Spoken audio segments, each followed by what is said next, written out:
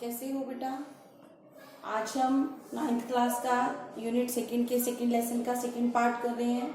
कल हमने किया था वस्तुओं को किस प्रकार प्राप्त किया जाता है। आज हम करेंगे प्रोसीजर फॉर रिसीविंग गुड्स, वस्तुएं प्राप्त करने की प्रक्रिया। जब एक रिटेलर वस्तुओं का ऑर्डर करता है और वो वस्तुओं का ऑर्डर उस तक पहुंचता है, उसको बोलते हैं वस्तुएं प्राप्त करना। जब रिटेलर वहां से वस्तुएं लेता है तो वस्तुएं प्राप्त करने की क्या प्रक्रिया है, एक रिटेलर किस प्रकार वस्तुएं प्राप्त करता है।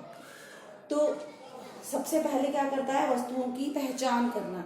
रिटेलर वस्तुओं की पहचान करता है कि क्या ये वही वस्तुएं हैं जिनका ऑर्डर दिया गया था, क्या ये वस्तुएं उसी के स्टोर के लिए हैं या किसी अन्य व्यक्ति की वस्तुएं गलती से आपके स्टोर में भेज दी गई हैं। तो रिटेलर वस्तुओं की पहचान करता है कि क्या वास्तव में ये वस्तुएं उसी के स्टोर के लिए हैं जो ऑर्डर की गई थी, ये वही वस्तुएं हैं या नहीं। उसके बाद है जांच करना।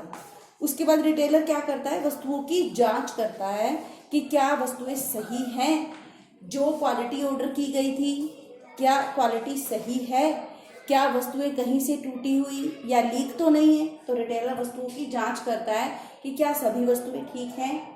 उसके बाद है बिल तथा ऑर्डर से मिलान करना। जो वस्तुएं प्राप्त की गई हैं उन वस्तुओं के साथ बिल भेजा जाता है, बिल होता है, और जो एक रिटेलर ने ऑर्डर दिया है उसके पास उसकी ऑर्डर की एक कॉपी भी होती है। तो रिटेलर मिलान करता है कि जो वस्तुएं बिल में लिखी गई हैं तथा जिन वस्तुओं का ऑर्डर किया गया था क्या वास्तव में वही वस्तुएं और उतनी ही वस्तुएं प्राप्त हुई हैं या नहीं। तो सभी वस्तुओं का, प्राप्त की गई वस्तुओं का रिटेलर बिल और ऑर्डर से मिलान करता है। उसके बाद है वस्तुओं की मात्रा की जांच करना।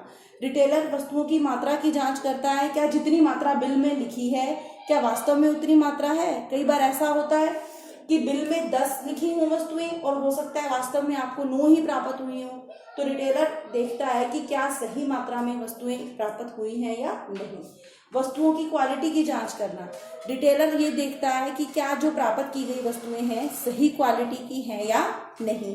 कहीं ऐसा तो नहीं वस्तुएं और ऑर्डर की गई थी लेकिन जो प्राप्त हुई है उनकी क्वालिटी सही ना हो। अगला है वस्तुओं के भार की जांच करना। अनेक वस्तुएं होती हैं जो भार के अनुसार बेची जाती हैं, जैसे कि किलोग्राम्स में। जैसे बोरी है तो बोरी 50 किलो की है, 100 किलो की है। तो उन ऐसी वस्तुओं को प्राप्त करते समय उनकी भार की जांच की जाती है कि क्या वस्तुओं का भार सही है, जितना उस पर लिखा है क्या उतने ही भार की वस्तुएं प्राप्त हुई हैं या नहीं। आगे है खराब वस्तुओं को अलग निकालना।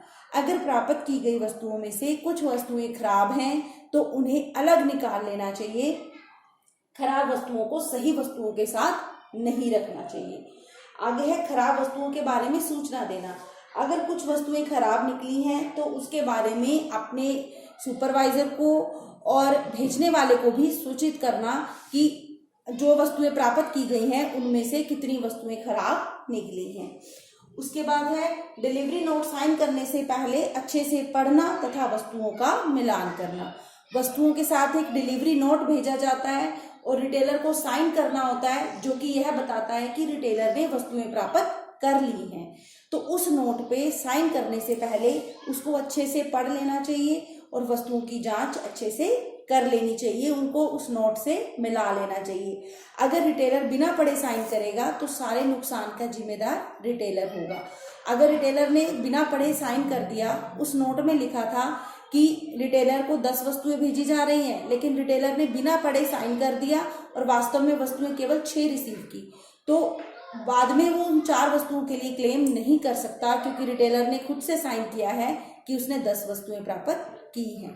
इसलिए कोई भी डिलीवरी नोट बिना पढ़े साइन नहीं करना चाहिए। उम्मीद है आपको ये सारे पॉइंट समझ में आए होंगे, ये प्रक्रिया समझ में आई होगी कि वस्तुओं को किस प्रकार प्राप्त किया जाता है। Thank you.